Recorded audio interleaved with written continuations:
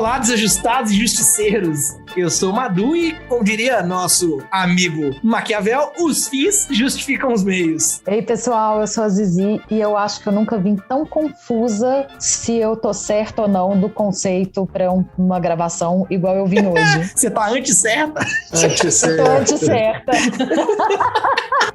Ei, pessoal, eu sou o Eros e eu tô com meus olhos semi-fechados e pronto para sacar a arma bem a la Clint Eastwood em qualquer um dos filmes de Bang Bang dele. Muito bom. Hoje a gente tá aqui para falar sobre os anti-heróis. Esses personagens que navegam ali nos tons de cinza. E navegar aqui nós não estamos falando de Piratas do Caribe em tons de cinza. Não estamos falando de fanfic de Crepúsculo. A gente tá falando aqui desse trope, que é um dos mais clássicos e desses que mais possui variações que inclusive confunde todo mundo, até a Zizi. Fica aí que o papo tá excelente.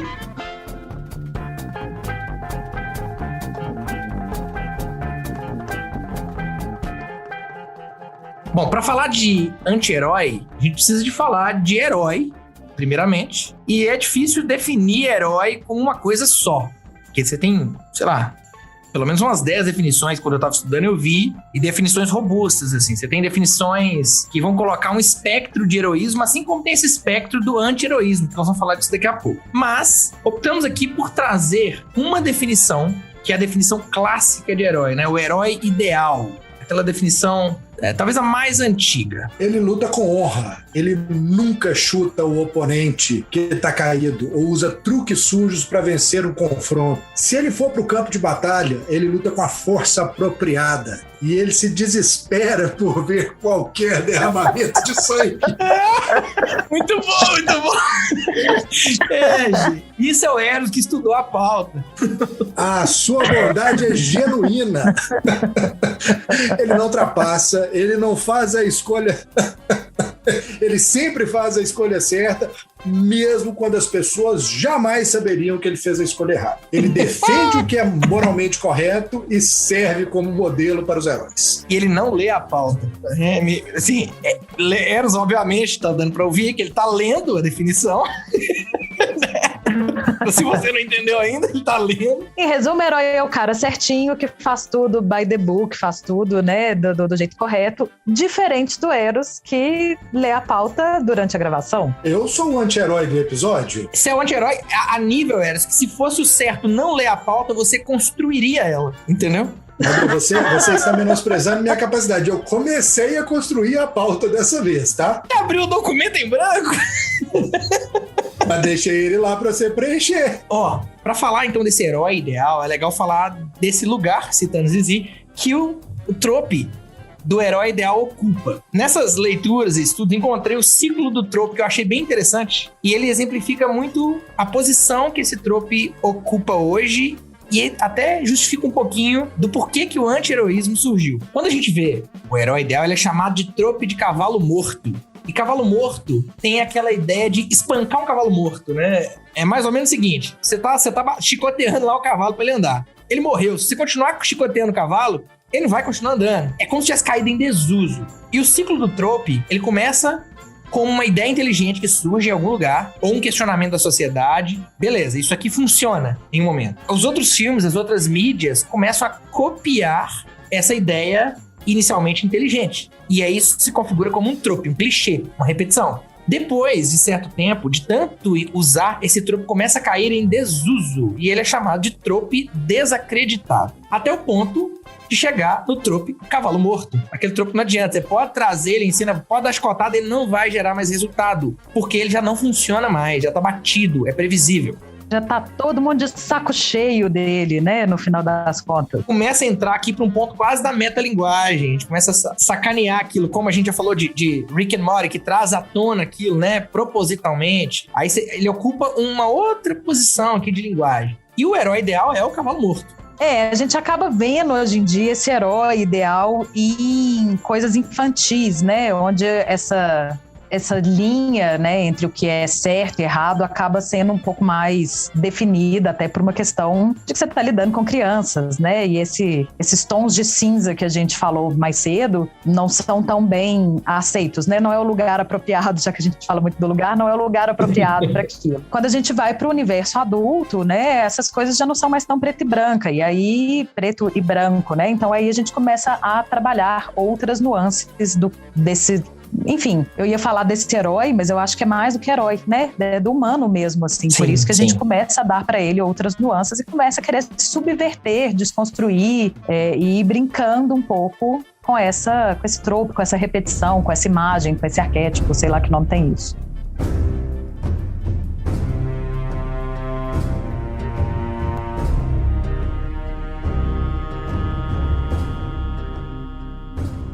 Vamos falar dessas desconstruções, subversões, reconstruções. São 3 coisas que acontecem com o trope, né? O trope que tá batido ali. Primeiro, subversão tem a ver com aquele momento que tudo tá desenhado para aquilo acontecer e de repente aquilo não acontece. Você projeta o trope, você fala, eu já vi esse padrão acontecendo, esse cara é o herói, aqui no exemplo do herói, e de repente ele não é tão heróico assim como você imaginava e aquilo é subvertido. Do Oberyn Martell, né? O Oberyn Martell brigando contra a montanha, onde ele é o herói, ele tá ali para salvar o Tyrion.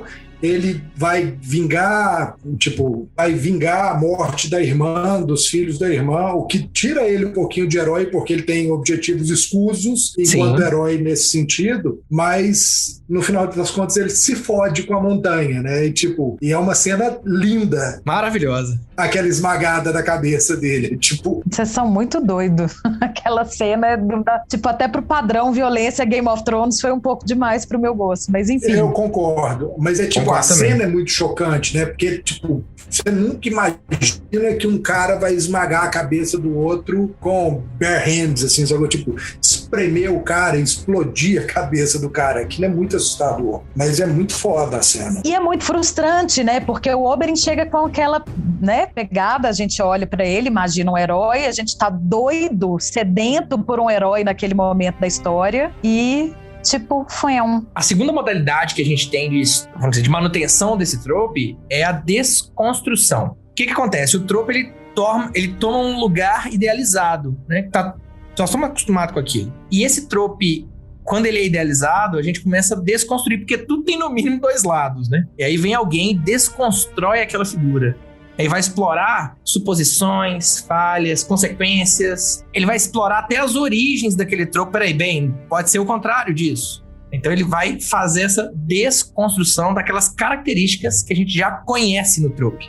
O Coringa novo tem essa pegada, né? Ele é vulnerável, ele é mentalmente demente, ele é desajeitado, de certa forma, ele é piedoso e ele é completamente patético, né? Ele não serve. Vou já começar a introduzir uma conversa que eu acho que a gente vai acabar tendo ao longo do episódio, que eu tenho muita dificuldade de pensar o Joker num lugar herói, por mais que seja um herói desconstruído. Não, desculpa. Aqui o Joker, eu acho que ele não entra como um exemplo de herói, mas sim como exemplo de um trope que é desconstruído. Sim. Entendi. Tá? Eu acho que ele é um vilão protagonista. Sim, mas é porque a gente tá caso. falando de herói, tá dando exemplos de herói, e de repente a gente não contextualizou que a gente tá falando só da desconstrução do trope. E ele é colocado como anti-herói em muitas listas, porque essas nuances são muito, né?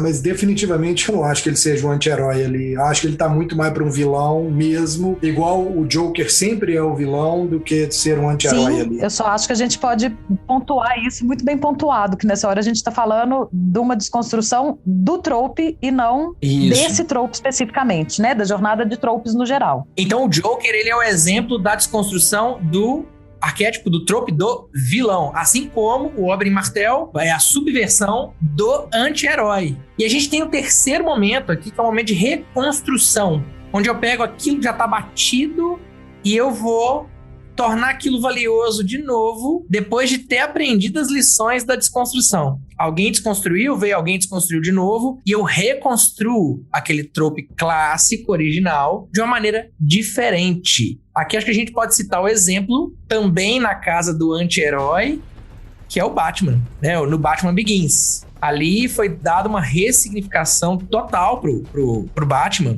pelo menos no sentido das telas, e que até o momento a gente tinha uma coisa que beirava o nível do absurdo, né? Um carro que não faz curva, uma máscara que não se mexe, uma tecnologia, um dinheiro que veio de onde a gente não sabe, personagens monstruosos. Aqui não, é humano, acima de tudo. Então ele ressignifica. Ele traz uma linguagem, uma explicação. Acho que Batman Begins vem exatamente como um prequel do que é o Batman, sacou? Pra explicar de onde vem tudo. Mas não é novo, porque a história do Batman, que começa com essa reconstrução e a pegada do super-herói, na verdade, tipo, de ser um anti-herói realmente, ela vem da década de 90, que é justamente quando surge o Dark Knight, que é do Mark Millar, que tem essa pegada do Batman ser mais implacável e de tipo, e os fins justificarem os meios de toda forma.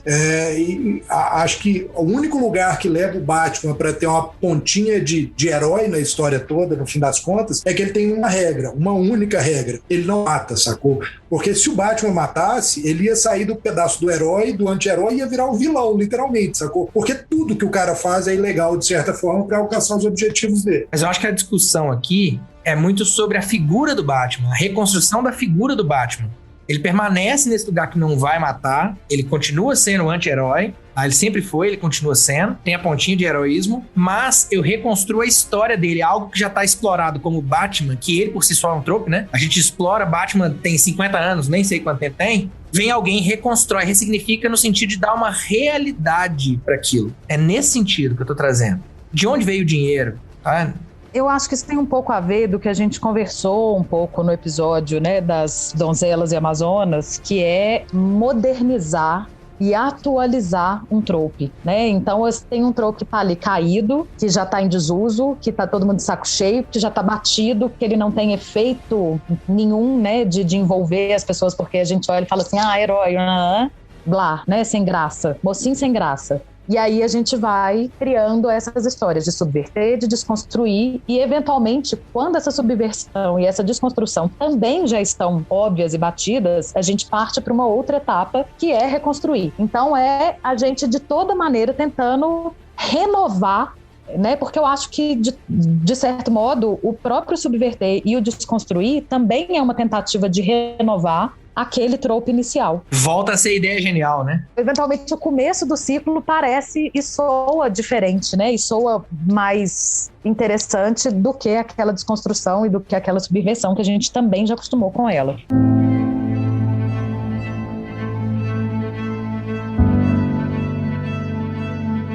Bom, vamos puxar então, a gente já explicou aqui um pouquinho, né, dessa lógica, desse ciclo, da subversão, da desconstrução, da reconstrução, como é que isso acontece de maneira geral. Falamos do herói clássico, vamos entrar na figura do anti-herói. E o anti-herói é uma variação do herói. Ele vem da figura do herói, ele é um caminho do meio ali, né? Você tem outras variações internas, mas ele tá ali num lugar nem tão heróico, nem tão vilanesco. E ele também tem um monte de variação. Zizi, para manter o padrão, né? O que é o anti-herói? De todas as conversas que a gente teve, eu acho que a vez que eu chego aqui, mas sem saber se eu tenho certeza do que eu tô falando, é agora. Porque esse contexto, né, essa definição do que é o anti-herói, ela é cheia de nuances.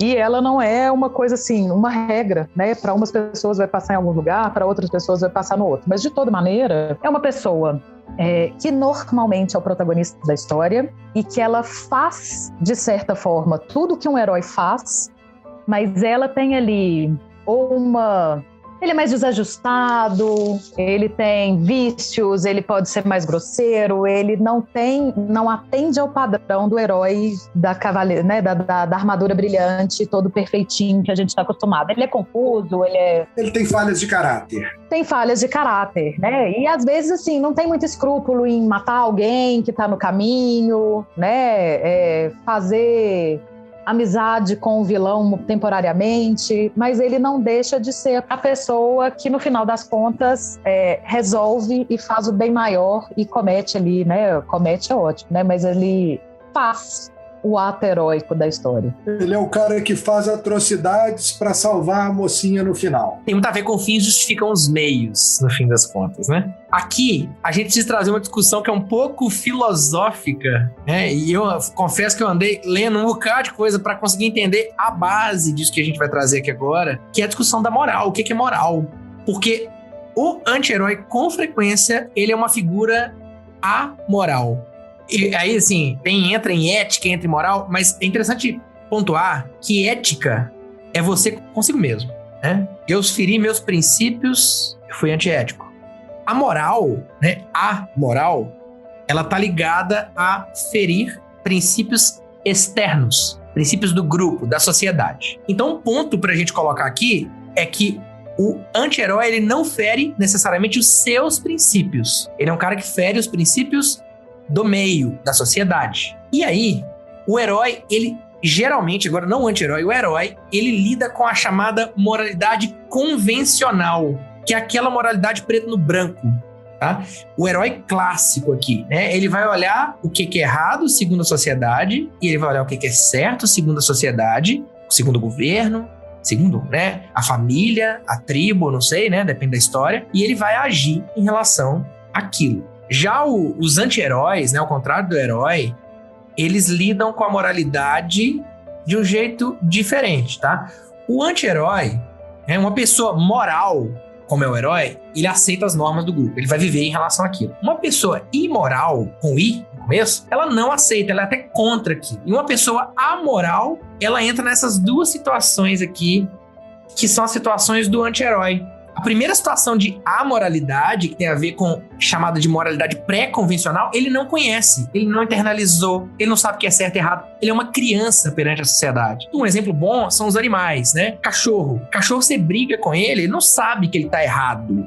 Ele só entende a consequência do erro. Ele sabe que pela consequência que ele teve, ele vai sofrer algum tipo de problema. E aí tem as crianças, né, elas agem assim, né? Ela não sabe que tá errado, ela entende a consequência porque a mãe vai xingar, a mãe vai brigar, o pai vai bater, algum tipo de coisa vai acontecer, né? Não fazendo apologia aqui, mas acontece e é uma penalização. Nesses casos, né, que a gente tá falando aqui, geralmente a sociedade que tá estabelecida na narrativa, ela é uma sociedade boa. Esse anti-herói, por ele não ter internalizado aquilo, ele age contrário àquilo e ele vai sofrendo consequências. É coisa da ingenuidade mesmo, né? Nem que seja temporária ou aí causada por alguma outra coisa, né? Um exemplo, por exemplo, que a gente tem recente é o The Father, que o Anthony Hopkins é um personagem ali que vai perdendo, né? Por conta de Alzheimer, ele vai perdendo as referências e a noção das coisas e ele passa a não entender, né, quando ele tá certo, quando ele tá errado, por que o que ele fez tá certo ou errado e por que aquilo tem uma consequência X ou Y. Perfeito. A outra visão,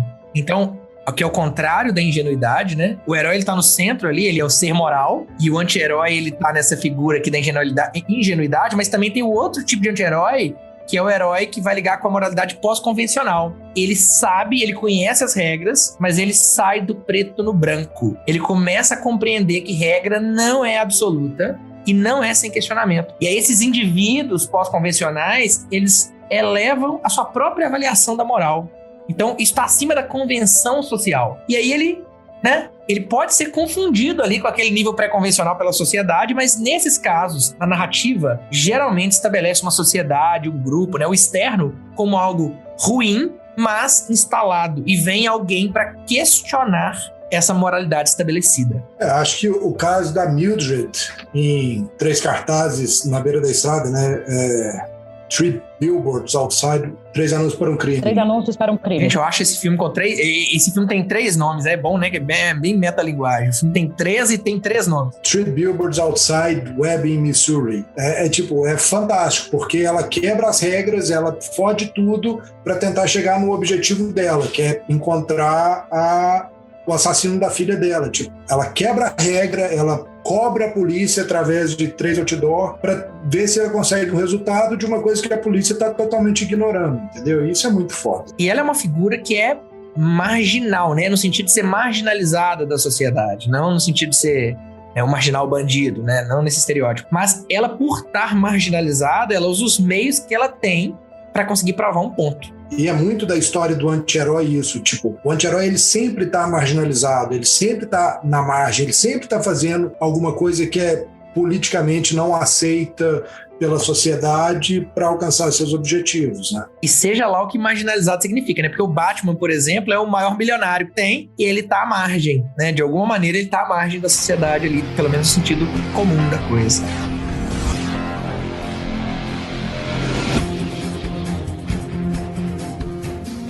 Bom, o termo hoje, né, aí, como a Zizi falou, né, talvez seja o episódio que a gente vai ficar mais confuso aqui, talvez a gente vai sair mais com pergunta do que com resposta.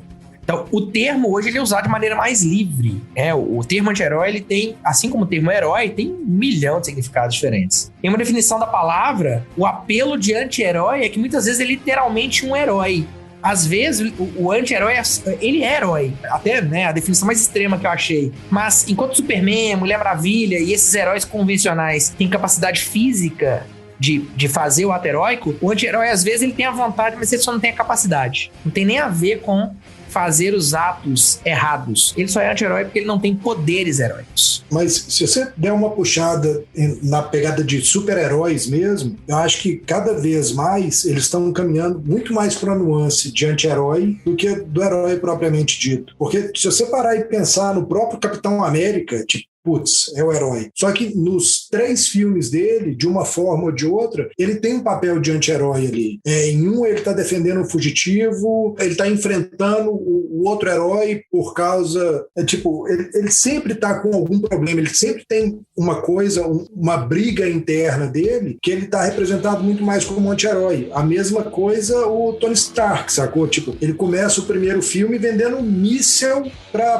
Talibã, ele tá vendendo míssel pra quem paga mais, não interessa se o cara é mocinho ou bandido. Então, acho que muito dos heróis da Marvel atualmente ficam nesse lugar do anti-herói, até porque o anti-herói é muito mais interessante do que o herói puro, né? Do que o Superman. E a gente viu tanto que o herói tá em desuso, né? Não tem graça nenhuma. Com certeza. Até mais que isso. Quando a gente olha para um Superman, não dá para falar que existe um personagem que é o Superman. Pelo contrário, né?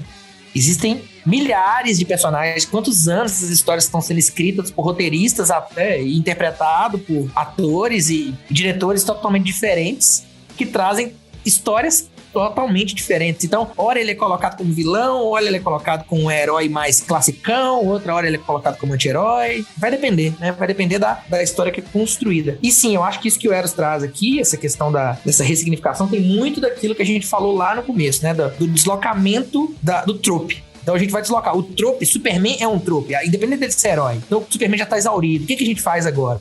Vamos dar profundidade para isso de uma maneira diferente. Então a gente subverte, reconstrói, desconstrói. Se a gente parar e pensar, cara, nos últimos 20 anos, se pensar nas séries de TV, as melhores séries são sobre anti-heróis, sacou? É tipo Dexter, Sopranos, sempre é o cara que tem um problema, sacou? É tipo Breaking Bad, é o professor de química que vira traficante de metanfetamina. O Tony Soprano é o pai, é o paizão, é o cara família, mas que é o chefe da máfia. Ele de vez em quando mata um ou outro, sacou? Isso tem um pouco daquilo que a gente estava falando de atualizar, né? Existia um momento em que o herói ele poderia ser uma referência, né, assim, ser visto com esse lugar de, tipo, aquilo que a gente gostaria de ser, ou como a gente deveria ser, ele era um norte, né, mas chega uma hora que ele é tão não humano, porque ninguém é essa pessoa perfeita, né, que a gente passa a se identificar mais com o anti-herói. E o anti-herói ele é muito mais fácil da gente entender, porque ele é gente como a gente, né? E igual a gente, ele erra também, ele faz merda, né? Então, é uma perfeição tão inatingível a de um Superman que passa, a gente não tem uma identificação. Se você pegar os western da década de 30, 40, 50, que era aquela coisa do John Wayne, do John Ford e tal, tinha muito essa coisa do herói, que ele era puro, que ele defendia a donzela e tal. E quando você começa a entrar no Spaghetti Western com o Sergio Leone na década de 60, o cara sempre é um anti-herói. Ele tá muito próximo de ser um vilão o tempo todo, mas que de alguma forma ele quer entregar o lado positivo. Assim. O Clint Eastwood pra mim é o melhor anti-herói do Essen, sacou? Tipo, ele não fala, ele rosna, no fim ele tá cuidando só do que interessa a ele, mas ele tá sempre ali, tipo, salvando a mocinha em 2 mulas pra irmã Sarah, ele tá salvando o Tuco em 3 Homens em Conflito, mesmo que salvar o Tuco represente fazer ele colocar uma forca em volta do pescoço pra dar um tiro a 100 metros de distância pra ver se ele acerta a porra da corda, sacou? Mas ele está salvando o Tuco. Então, tipo, é muito foda isso. Eu gosto muito da pegada dos Wesen e a releitura que eles deram pra anti-herói nesse caso. Acho que anti-heróis vem muito da década de 90, sacou? Tem uma pegada da década de 90 dos anti-heróis, que é, tipo, Van Damme, o Schwarzenegger, o Rambo, o Stallone, é tipo...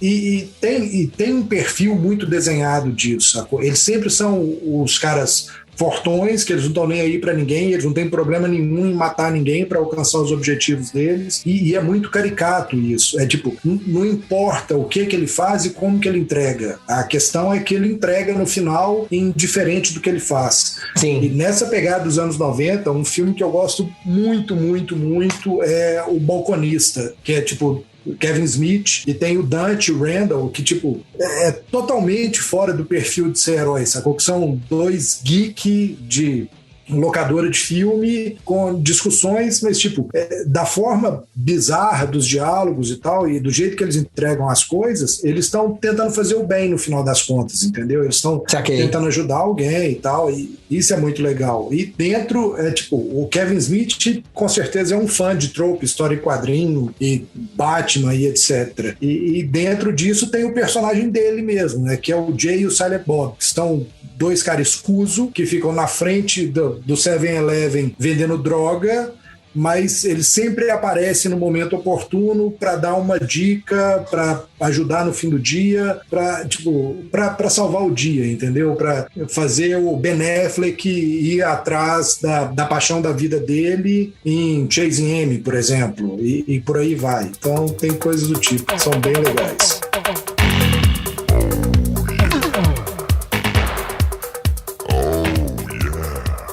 Vamos puxar aqui, então, alguns exemplos de anti-heróis convencionais do cinema. Então, vamos puxar um exemplo aqui que eu acho interessante, até pra gente entender que quando a gente fala tanto do herói quanto do anti-herói, a gente também não tá falando só do herói no sentido... e do anti-herói no sentido de histórias de herói, né? Com roupas de herói, fazendo salvamentos e tudo mais. E tem um anti-herói clássico que eu acho divertidíssimo, e que aí é uma referência, né, da cultura pop bem grande, que é o Ferris Bueller, do Curtindo a Vida Doidado. Pra caramba. É totalmente errado, né? O Ferris Bueller tá fazendo tudo errado. O cara tá matando aula, ele tá roubando o carro do pai do coleguinha. Bebendo. Tudo pra fazer o coleguinha se sentir melhor. É muito foda aquilo. E o mais legal é que eventualmente ele até consegue, né? Ele de fato tem esse ato de heroísmo de fazer o coleguinha se sentir melhor no meio dessa trajetória torta. Exatamente na hora que a coisa vai pro saco, né? Deu merda de todo jeito e o cara, tipo, beleza, se encontra. Pô, o cara me salvou. Um atual que a gente tem hoje é o Mandalorian, né? Que ele, naturalmente, é um caçador de recompensas, que é um tipo de anti-herói clássico, né? O cara já age fora da lei, ele faz o bem, entre aspas, fora da lei. E ali, apesar de tudo, ele se conecta com o mini Yoda, né? O Baby Yoda. E ele quer, por algum motivo, né, salvar a criança, né, the child ali, e custa o que custar. Ele perde a nave, ele perde um monte de coisa no processo, mas ele continua sendo um anti-herói. Explode base inimiga, né? Luta contra vilão, mas luta contra herói também. Tem outro classicão, que é a noiva do Kill Bill. Olha, não fui eu que puxei. Falar de Tarantino. Bom, gente, tudo bem. Já tinha uns 3 episódios que vocês não falavam de Tarantino, eu acho. Tem? Tem não. No último episódio a gente falou 2 filmes do Tarantino do Brad Pitt. Acho que não tem não, mas enfim. Ela é outro classicão, né? Assim, no classicão no sentido de filme clássico e a caracterização, né? Ela tá ali se vingando, tentando fazer o bem, lutando contra vilões de uma maneira muito torta. Vamos lá, peraí. Eu acho que ela tá muito mais para um vilão protagonista do que para um anti-herói, porque ela tá o filme todo. lutando contra os vilões, ok, ela era parte dos vilões. Ela não tá procurando um bem maior para a sociedade, de certa forma. Ela tá matando um grupo de assassinos que, de certa forma, já estão meio aposentados. É tipo, ela só tá procurando vingança, ela só quer o objetivo próprio ali. A batalha dela, ela fica mais digna a partir do segundo filme, quando ela descobre que a filha dela ainda tá viva. E aí o bem maior é a filha dela, mas até aí ela só tá ela só é badass, ela é uma grandíssima de uma vilão. Ok. Faz sentido. Talvez ela seja, Zizi, a anti-vilã, né? Que é a espectro para outra conversa. Aí a gente vai entrar numa coisa que a gente deliberadamente deixou de fora desse quarteto, né, que é o herói, vilão, anti-herói, e aí tem essa figura do anti-vilão que a gente quer deixar para falar num outro dia, mas entra nessa conversa que a gente puxou um pouco mais cedo, né, Eros, assim, do que define ser uma coisa um pouco subjetiva, né, de ser uma coisa que são limites não muito definidos, né, talvez ela entre aí no anti-vilão. O mais confuso desses exemplos para mim, na verdade não é tão confuso porque ele se define com o tempo, mas são 2 desenhos, que é o meu malvado favorito, que tem o Gru, e tem o Megamente. Eles inicialmente são vilões explícitos, e aí eles se tornam heróis, né, em determinado momento da história. E aí subverte tudo. O herói que era lá no Megamente, quase um Superman, ele é o grande vilão, e aí o Megamente começa a lutar contra esse cara que tem uma aparência heróica, mas no fim das contas é um babaca. Isso acontece também, né, com o Gru, no meu malvado favorito. Então tem uma subversão. Isso acho que pra mim é um exemplo de como que esse espectro é tão amplo que ele pode tomar significados totalmente distintos. Sabe o que eu lembro de Megamente? A trilha sonora. Maravilhoso. A trilha sonora de Megamente era legal, gente. É lindo. Fala, né, que um bom vilão tem que ter uma trilha sonora marcante. E eu fiquei pensando que o Gru, né, nessa trajetória, ele eventualmente é muito definido como um herói. Né, ele deixa de ser um vilão declarado para ser um herói declarado, mesmo que das maneiras escusas e tortas dele. Talvez o anti-herói nesse sentido, né? Sim. Gente, só porque ele rouba a lua. Só, né? Só rouba a lua. Ele só rouba a lua, pô. É igual o Tyler Durden, que não existe só, né? Ai. Gente, isso a gente perseguiu o resto da vida. Tem uma figura que eu gosto nessa lista também dos anti-heróis, que é a Scarlett O'Hara. Que é pela reação zero de vocês aí, porque tipo, só eu gosto de O Vento Levou, né? Nem sei quem é, agora você falando, talvez mais ou menos. Eu só assisti O Vento Levou em 2005, fazendo aula de RTVC na faculdade, sacou? É tipo, eu sei que é um pecado, eu deveria ter assistido com um engajamento maior, mas não, eu não assisti. Então, eu não assisti, então tá bom. É muito vago pra mim. Madu é de outra época, né? Então ele não vai lembrar disso. Mas a Globo, Madu, passava todo final de ano, igual tem o especial Roberto Carlos, tinha o dia de passar e O Vento Levou, entre Natal e Réveillon. Aí tinha uma data certa. Era acho que no dia 30. Passava e O Vento Levou. Só que passava assim, depois da novela, depois do que vem depois da novela e tudo mais. Então era tarde pra caramba. E o filme tem 4 horas, né? Tá. Então eu passei assim, uma vida tentando assistir o filme inteiro e não conseguia. Eu fui assistir ele inteiro depois de velho, um dia que eu falei, quer saber, eu vou alugar porra, porque eu não aguento mais não conhecer o final dessa história. Mas a Scarlett O'Hara, ela é uma menina mimada, ela é uma riquinha mimada, né, que perde tudo e se reergue. Ela é uma personagem feminina muito forte, num momento em que o cinema não tinha muito dessas personagens, e ela, eventualmente, né, tem, apesar de aprender algumas coisas, assim, da vida, eu quero dizer, né, e se tornar menos a menina mimada que ela se torna, na verdade, uma grande empresária, dona da fazenda, dona da porra toda. Mas ela é um padrão feminino muito atípico para a época, né? Ela tem uma frase característica que é, eu vou pensar nisso amanhã. Vou deixar pra pensar nisso amanhã. Toda vez que as coisas complicam pra ela fala, vou deixar pra pensar nisso amanhã. E assim, o marido dela tá indo embora e ela fala, vou deixar pra pensar nisso amanhã. Porque ela não é a pessoa, a mulher clássica tradicional, e ela não caracteriza uma heroína clássica tradicional, porque ela faz as coisas do jeito lá diferente dela e fora desse padrão, né, do que seria a moral da época. Interessante.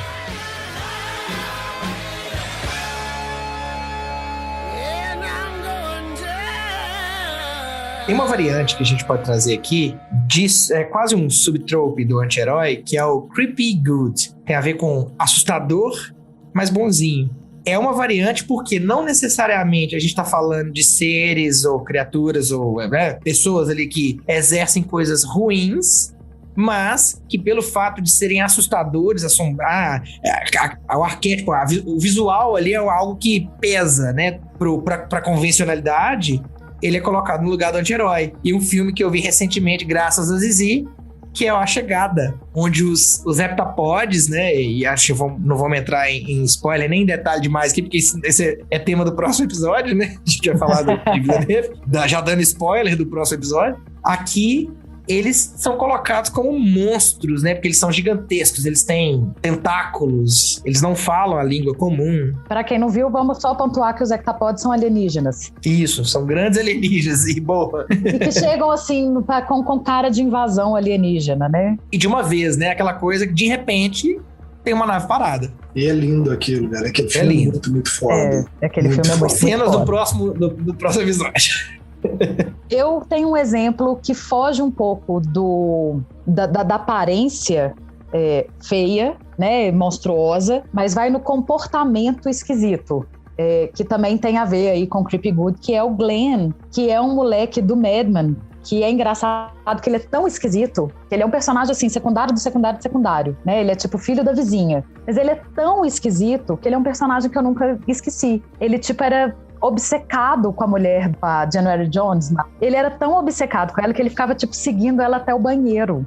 Onde ela ia, ele ia atrás, sabe? Ele era um menino muito estranho. E, eventualmente, ele cresce, amadurece, se torna um menino super legal e ele ajuda a filha do Don Draper. E ele é um cara que se torna super legal, mas ele era um menino esquisito. Mas se você pensar, tipo, não entra aqui no Creepy Good, mas o Don Draper é um anti-herói da série também. Tipo, ele não tem. Tipo, ele é totalmente anti-herói. O cara bebe, ele fuma, ele trai a mulher dele, mas no fim do dia ele tá ali tentando ajudar a Peg, ele tá tentando ajudar as outras pessoas da agência, ele trabalha por um bem maior ali dentro daquele universo, mas tipo, é um cara completamente corrompido. E às vezes ele pode não estar motivado exatamente pelo bem maior, mas ele não é uma pessoa que está motivada por fazer o mal como um vilão, né? Ele tá ali só tentando viver a vida dele, cheio de falhas, como todos nós. Nesse lugar também do Creepy Good, que não tá relacionado à aparência, tem o Will da série do Hannibal, que ele é esquisitão, né? Eu não sei se ele é esquisito porque ele é um ator ruim ou se ele é porque ele é esquisito mesmo. Por mais que você talvez não goste aí da atuação do ator, eu acho que o personagem é definido como um cara esquisitão, né? Então não é só o ator, eu acho que ele se encaixa muito nisso, né? E tem essa coisa dele pensar com a mente do vilão, dele transitar nesse universo, né? Do vilão que fica todo mundo meio olhando e achando aquilo meio esquisito, né? Ele é um bom exemplo também. Ainda na linha do Creepy Good, eu lembrei de uma figura que eu adoro, que eu acho um Creepy Good fantástico, carismático, apesar de ser esquisitão e meio feioso, que é o Hellboy. Sim, demais. Demais. Tá cheio. Desenhos animados estão cheios, né? O Manolo do Livro da Vida. Tem essa questão que é monstruosa, mas é bonzinho, né? É um monstro bonzinho. É o Quasimodo do Corcunda de Notre Dame.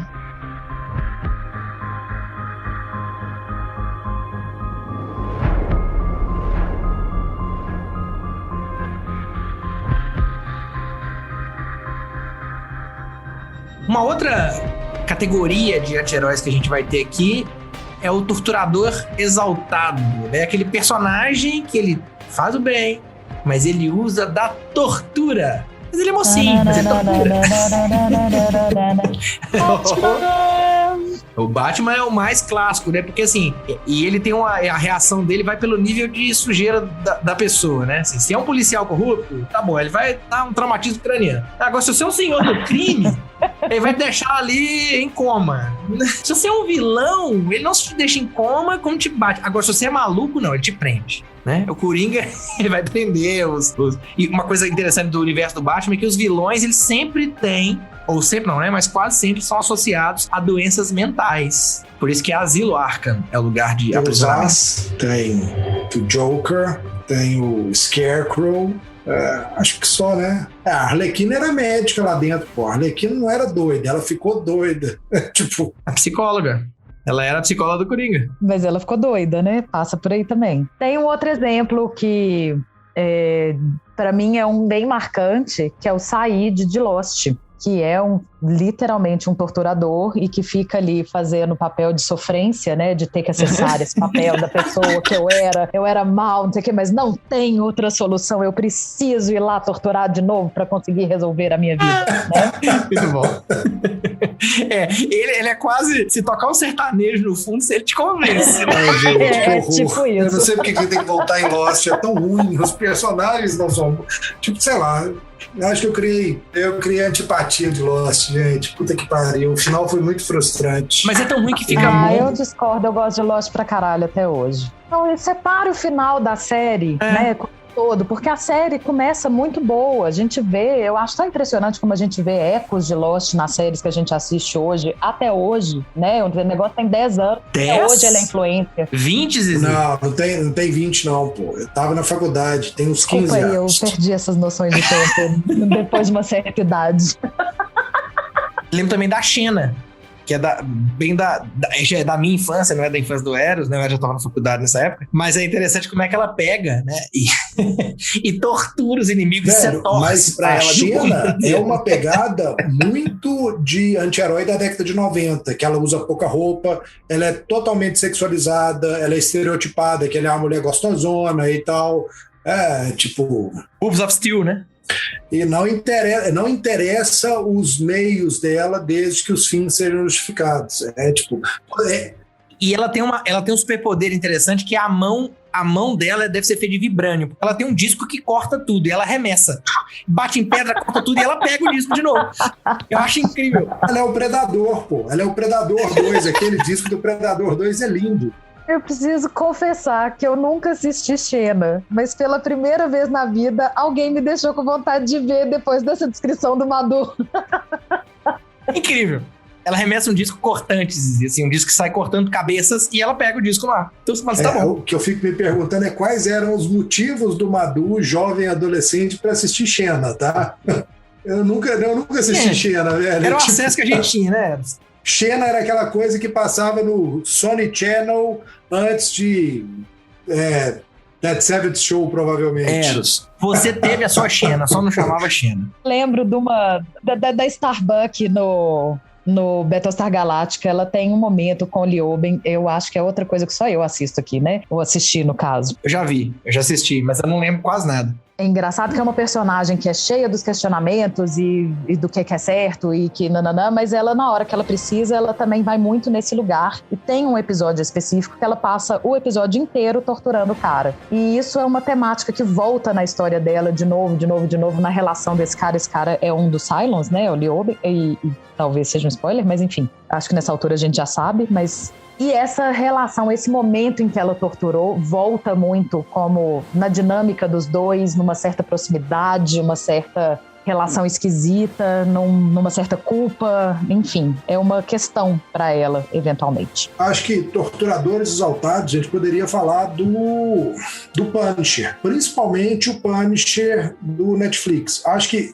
todas as séries da Marvel do Netflix têm esse lugar do anti-herói, mas acho que o Punisher mais do que qualquer um, entendeu? Porque o Punisher é o cara que literalmente tortura todo mundo, ele quer vingança, ele quer vingar a família dele, só que ao mesmo tempo ele tá limpando a sociedade de toda sujeira e toda podridão. E ele chega num ponto que eu fico em dúvida se ele é um anti-herói ou se ele é um vilão, entendeu? Tanto que o primeiro ponto, quando ele aparece, que é dentro de Daredevil, ele entra como um vilão da temporada, que ele tá num embate direto com o Daredevil.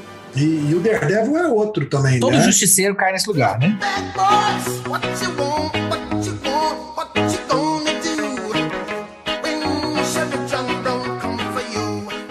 Tem um trope que conecta com esse, que talvez seja o lado legal a gente falou do justiceiro, né, que é esse torturador aí, mas tem o lado legal, que é quando o policial tá do lado da justiça, é o cara, não vou dizer que ele é corrupto não, mas ele não segue as regras. E aí tem esse filme, né, o Bad Boys, onde tem os dois detetives ali, uma excelente atuação do nosso amigo, né, nosso amigo Will Smith, assim, adoro, né, e ele tem cenas assim onde ele coloca a arma pra ameaçar civil, pra conseguir informação de fornecimento de droga. Ele tem os meios mais malucos. Um civil que tem informações a respeito de fornecimento de drogas, ele não é tão vítima assim também, né? Mas isso não faz você poder pôr a arma na cabeça dele, né? Não significa, né, que você pode torturar a figura. Não estou defendendo a tortura, mas... Tá sim. Quem te conhece que te compra. O engraçado é que quando você fala de cowboy, me vem à memória o último western que o Clint Eastwood fez, que ele dirigiu, inclusive, se não me engano, ganhou um Oscar por ele, que é Os Imperdoáveis, que ele é um bandido aposentado, velho, que resolve receber um dinheiro para vingar uma prostituta que foi mutilada e que o delegado da cidade não faz nada a respeito disso. E tem todo o desenvolvimento dele ali, tipo, lutando contra ele mesmo, que ele tá fazendo aquilo por causa do dinheiro, mas por causa dos filhos, por causa da mulher que morreu. Tem uma pegada ali do cowboy mesmo, sacou? Tipo, e o jeito que ele termina o filme muito, muito mal, voltando a beber, tipo, ele luta contra ele mesmo, e, tipo, eu não sou mais aquela pessoa, eu não bebo mais, e termina chacinando 12 pessoas dentro de um salão. E no fim das contas eu acho que ele já tá gostando da coisa, entendeu? Ô Eros, nós nunca conversamos sobre isso, mas eu arrisco a dizer, e eu vou puxar o tema aqui, e eu arrisco a dizer que você vai falar que é um dos seus filmes que você gosta, tá? Duro de Matar, John McClane. Eu gosto de... não, eu não tem amo. Sua cara. Eu não amo Duro de Matar, não, mas é um filme que me diverte. É engraçado, eu não acho que tem a cara dele. Eu acho que tem. Não, definitivamente não, velho. É tipo, o McClane, ele não... Ele é bonzinho, ele é o bom moço. É tipo, ele é o bom moço matando bandido, mas ele é o bom moço ali. Bom moço? Ele é um bom moço, mas ok. Cara, em tese, ele tá dentro da lei. Ele é o policial, ele tá ali por acaso. É tipo, ele não entrou ali de propósito pra vingar todo mundo. É tipo, aconteceu dele tá ali dentro e ele tá tentando salvar o pessoal. Ele é o bom moço, ele é o mocinho da história. Ele rouba uma carreta e derruba um avião, algo do tipo. Mas tá tudo justo, né? Você tá falando, não, peraí, você tá falando de Duro de Matar 4.0, isso é uma bosta. Eu tô falando do original, original da década de 80. Continua sendo Duro de Matar. É tipo, ele tinha cabelo naquela época. Tá mais na circunstância ali de, tipo, aconteceu dele tá passando por aquilo do que ele tá, de fato, agindo daquela maneira. Mas ele não é o cara mais cheio de escrúpulos também na vida, não, né? Com certeza. Ele é a pegada do anti-herói da década de 90. É mais um anti-herói da década de 90, sacou? Tá na mesma. O classicão desse policial cowboy é o Jack Bauer. Quando você vai pesquisar as listas de policial cowboy, você tem, né, o Jack Bauer de 24 horas e, né, Federal Agent, né, como sempre coloca na série. Né? E ele, cara, ele usa violência pra tudo, né? Eu assisti só a primeira temporada do 24 Horas e depois não tive mais a menor paciência pra aquilo, mas quando eu tava lendo sobre o trope, né, sobre o policial cowboy, eu achei muito engraçado, porque é um arquétipo, é um trope, né, que eu conheço bastante. Eu sei, você fala comigo do policial que não é mau, mas é mais inescrupuloso, não sei o quê, eu identifico quem é, mas eu não consegui lembrar de um exemplo. E quando eu fui buscar os exemplos, eram só de filmes que eu não assisti ou que eu assisti, não dei bola e não lembrava. E me chamou a atenção o tanto que é marcante isso dos tropes, né? Assim, a gente nem lembra, são filmes que eu nunca dei bola, mas ele tá ali marcado. Eu sei quem é esse policial cowboy. Mississippi em Chamas, com Gene Hackman. Tem o Conexão França, French Connection, que é com o Gene Hackman também. É tipo, acho que o Gene Hackman é um ótimo policial cowboy, na verdade. Mas são filmes que não me acompanharam. O Suspeito do Villeneuve, o policial lá é o policial... Nada de falar da semana que vem, Madu. O Madu tá adiantando a porra da pauta, sacou? Só porque ele já assistiu todos os filmes que ele tem que assistir, fica aí dando spoiler. Então, vamos falar sobre Dexter? Vamos. Vai voltar, gente. Olha a boa notícia. Eles vão tentar resolver o problema do final. Excelente notícia. Nossa, é excelente. Cocô voltou. Ideia errada. Cara, eu juro que eu torço nessas horas pra eu morder língua e eles fazerem uma temporada incrível que me devolve aquela primeira, segunda, terceira e quarta temporada que foram tão boas, né? E a gente esquecer aquele final horroroso.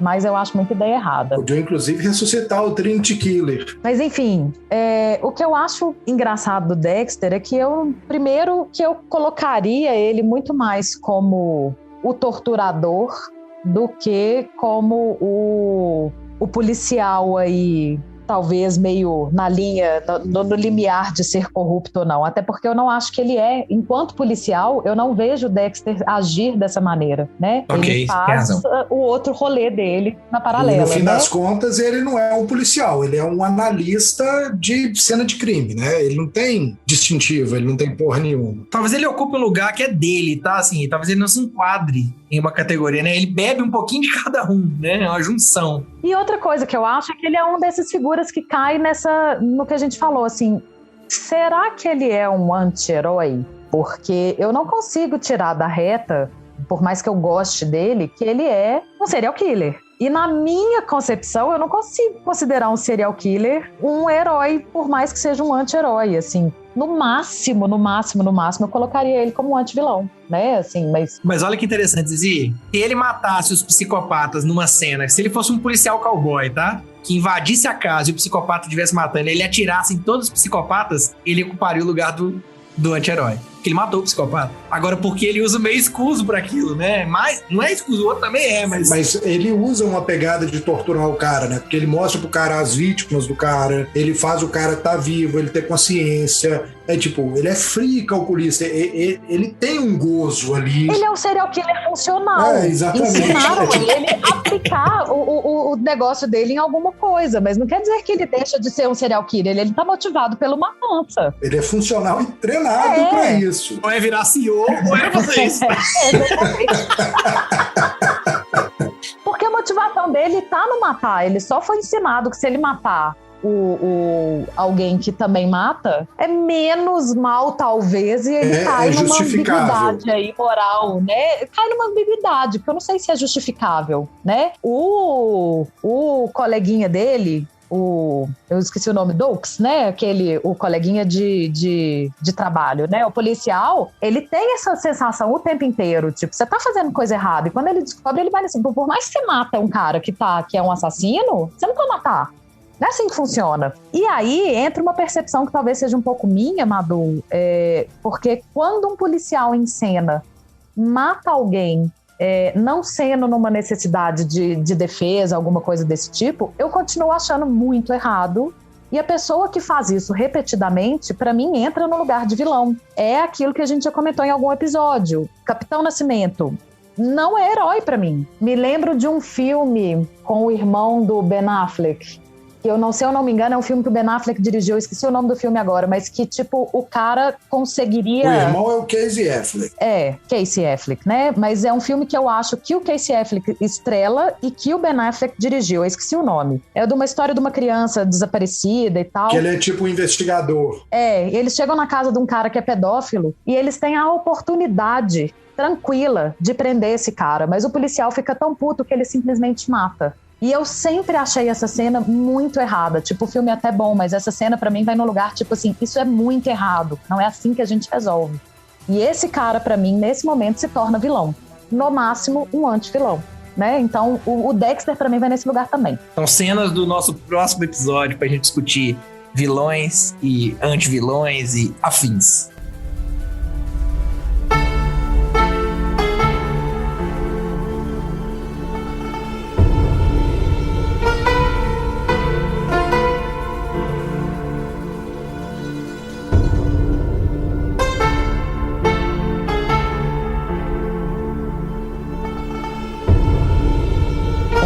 Tropo aqui, que é o Good's Not Nice, né? Bom é diferente de gente boa. Que é aquele cara que é o herói, mas ele é tão mala, mas tão chato, que ele ocupa o lugar mental do anti-herói. E me lembro de cara do Ace Ventura. Chato pra caralho. Chato pra caralho. Engraçado, eu lembrei muito do Sherlock Holmes. Que é outro. É outro. Chato, inconveniente, não percebe que ele, né, que os outros não acompanham ele, que é mala pra caceta. O Sheldon, né? O Sheldon, sim, cara, ele é odiável, né? Ele é o C3PO do mundo, né, humano aqui. O Hank do Breaking Bad é outro, né? Aquele cara chato, aquele cara da família que ninguém tem saco pra ele, né? Ele é um mala, mas o cara é o herói da bagaça. O Clegane, o cão do Game of Thrones, é outro que também, assim... Ele fica também nessas zonas escuras entre vilão e herói, que não sei se ele é anti-herói, anti-vilão, né? Ele vai mudando de posição ali, mas desde sempre ele é mostrado, tem uma certa bondade nele ali, bem perdida, né? E ele faz coisas ruins pra caceta, o irmão dele, né, por espectro, ele é até bonzinho perto do Montanha. Exato. Mas, né, a gente, por comparação, né? E se a gente considerar também a ideia de que a gente tem que considerar o meio que ele tá, né? Qual que é a moral estabelecida na época, ele não é tão vilanesco, né? Porque nós estamos ali numa moral de guerra, né? A moral dos reinos e das batalhas. Então isso se torna um pouco mais tolerável. Ele é vilão pro nosso contexto hoje. Aí é fato, né? Sim, eu concordo com isso. E ele é muito assustador também, né? Porque eu acho que ele também poderia cair um pouco no creepy good, que ele não é exatamente good, né? Ele não é exatamente um monstro bonzinho, mas ele também tem uma monstruosidade na aparência que favorece, né? Tanto na monstruosidade da queimadura da cara, quanto na monstruosidade de tamanho, de ser aquela pessoa que exala violência, né? Ele é muito ameaçador. Basta uma pedra e um machado na mão dele, né? Ou basta a mão, igual o irmão, né? Não, acho que ele não tem força suficiente pra explodir a cabeça do coleguinha, não. Mas... Agora, engraçado que a gente falou aqui do Doakes, né? Do Dexter, e eu acho que ele é outro. Cara chato, malinha, pelinha, não, fica na cola de todo mundo, né? É insuportável, mas também tá ali fazendo o que ele tem que fazer, né? O Dexter mata o Doakes? É o Dexter que mata o Doakes, né? Mata. Quando tá sendo descoberto, né? Sim, o Doakes descobre ele mata o Doakes. Eros acabou de dar uma cerveja pro nosso ouvinte. Muito obrigado, Eros. É a primeira cerveja que eu dou no episódio. Às vezes deu uma mais cedo. Tá bom. Tamo no lucro comparando com episódios passados. Ele não entendeu, Zizi, que é ele que dá todas. Não, ele entendeu já. Ele só tá contabilizando quantas que eu fiz ele dar, quantas você fez ele dar e quantas ele se fez dar. E ele se sente um pouco menos culpado quando é ele mesmo.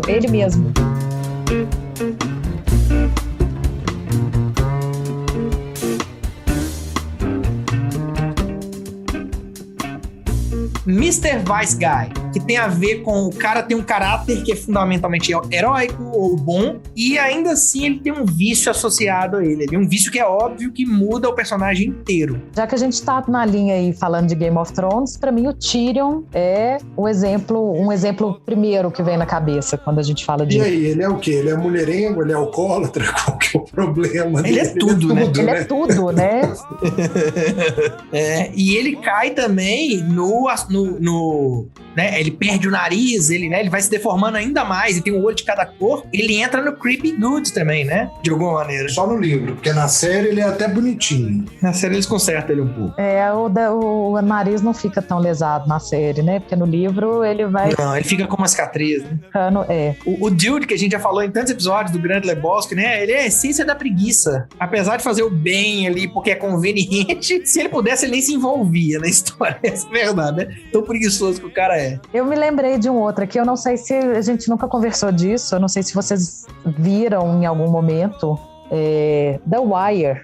The Wire talvez seja uma das minhas séries favoritas, porque eu não gosto de eleger a favorita, mas talvez se eu tivesse que eleger, talvez fosse, tá? Eu comecei a ver e, alguns episódios estavam dando pau e eu abandonei, mas eu fiquei bem interessado com a série, assim. Porra, ela é muito foda. E o personagem principal, que é o Jimmy McNulty, ele é um cara também bem, assim... meio mulherengo, meio bêbado, né, cheio das coisas, assim, mas que, né, no final das contas, ele é um bom policial, não... Bom, ele tem os trejeitos de vez em quando ser um cowboy também, mas ele tá ali fazendo o bem maior, né? Ele é um cara do bem, digamos assim, apesar de ter todas essas outras limitações típicas de Mr. Nice Vice Guy. O Mank cai nessa situação? Cai.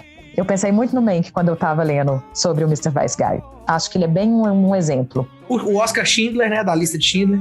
Ele é oportunista, mulherengo, mas salva judeu. Então, no fim das contas, né? Agora, é engraçado que o Oscar Schindler, eu vejo uma pessoa que tá passando por uma transformação, assim, né? Sim, ele tá se reencontrando. Eu sinto mais uma trajetória de uma pessoa que, né, passa a ter uma consciência de algo que ele não tinha, e isso muda, transforma, né, redireciona a vida dele toda, do que a pessoa que continua praticando bem mesmo tendo aquilo, né, aquele vício, aquele momento de deslize. Ela não é o herói cheio só de virtudes.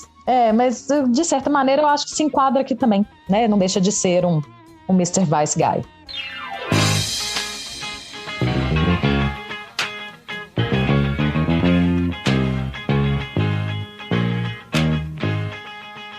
Última categoria pra gente trazer aqui, que é um pouco diferente, que é chamado de Token Evil Teammate, ou representante mal numa equipe. E aí essa equipe tem a ver com uma equipe boazinha, né? Boazinha no sentido de ser uma equipe que faz o bem.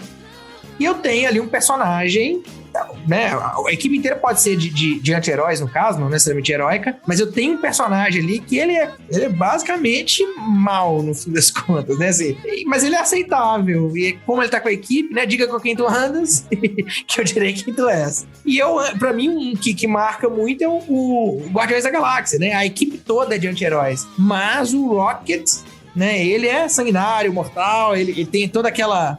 trapaceiro ali, né? Ele tem Ele tem um humor peculiar, né? Tipo, o cara rouba o olho pra rir sozinho, que o cara ia acordar sem o olho na cara. Humor peculiar, você tá sendo bonzinho, né? Madu, você falou que sempre lembra aí do Guardiões da Galáxia.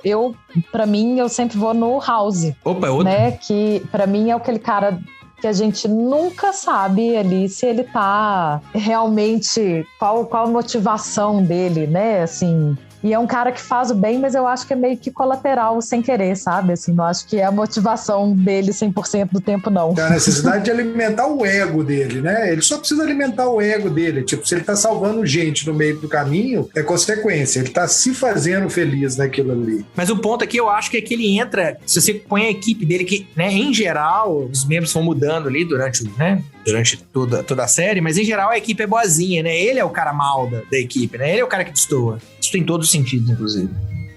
E Loucademia de Polícia, gente? É um filme, uma comédia, né? Que nós estamos falando aqui de policiais, então aqui a moral é discutível, porque, afinal, tô falando de comédia, mas nós estamos falando de uma equipe de policial que tá querendo pegar bandido. E a gente tem o Zed, né? O Zed, inclusive, faz o vilão num dos episódios, que é o 2, mas nos outros ele faz parte da equipe e ele é meio mal, né? E tá bom, ele tá na equipe de mocinho, então também ele é policial. Ele fica como aquele cara representante ali no meio. Agora, é engraçado como isso na comédia passa mais, né? Agora, o Tackleberry não é mais mal do que ele, com aquelas pistolas gigantes. E pra mim ele é mais o cowboy ali, sabe? Ele ali é um anti-herói, talvez. Não, mas não sei nem se é anti-herói. Tem estética, né? Loucademia de Polícia é igual os amigos do Eros, né? Cheio daqueles nomes que a gente... o nome apelido que a gente acha engraçado. Saída. É o Snatch versão comédia pesada, né? Snatch tipo isso. Aposto que Snatch foi inspirado em Tarantino e Loucademia de Polícia. Gente, vamos ligar pro cara e perguntar. É o único jeito. Snatch é isso, né? Snatch é Tarantino mito Academia de Polícia. Pode ser que o Guy Ritchie fique ofendido com essa declaração, mas hey-ho. Duvido. E se ele se inspira tanto assim no Tarantino, porque essa é uma inspiração, né, que é assumida, ele devia, tipo, amar, porque o Tarantino assume muito que ele se inspira nesse tipo de coisa. Então, no mínimo, ele tá inspirando nisso de tabela, né? Inclusive, a luta do trailer de Kill Bill, ele se inspirou em Jackass, que ele tinha assistido na manhã daquele dia, sabe? Tipo, do cara quebrar a cabeça do vaso sanitário, foi inspirado em Jackass. Muito bom. Pois é, tipo isso. Ai, ai.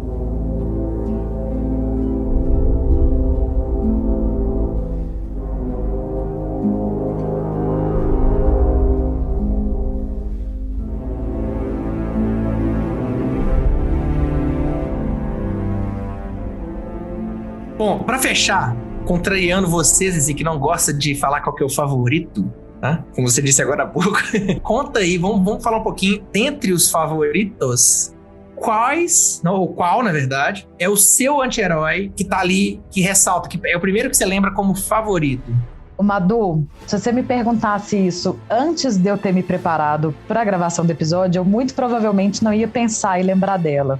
Mas considerando toda essa lista que a gente falou aqui hoje, eu fico com a Scarlett O'Hara. Eu tenho uma tendência a terminar como comecei. Eu, sem dúvidas, não é nem um personagem, é quase que um ator. Clint Eastwood. Pra mim, ele é o maior anti-herói de todos. Tipo, todos os papéis dele, ele é um anti-herói. Ele sempre tá fazendo coisas escusas para objetivos. Então, Clint Eastwood. Pra mim, Eros, contrariando a sua expectativa aqui, tá? Você vai entender por quê e você vai dormir com essa. Gente, pra quem não sabe, nós estamos gravando... São 11 horas da noite e o Eros vai dormir com essa. Achou que a gente não ia falar de Star Wars? Achou errado, otário. Eu adoro Han Solo.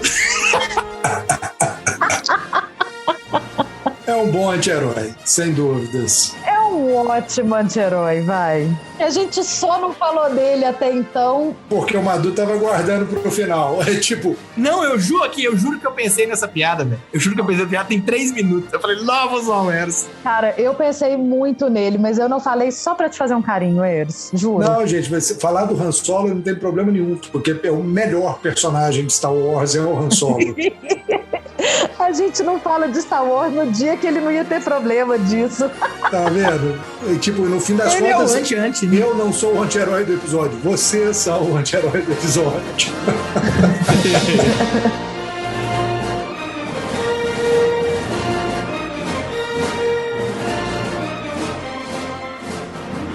Olá, desajustados e justiceiros. Eu sou o Madu e os fins justificam os meios.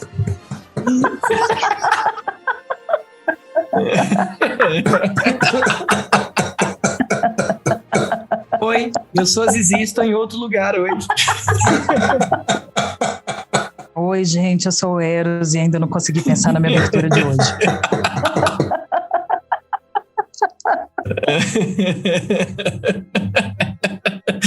Ai, ai.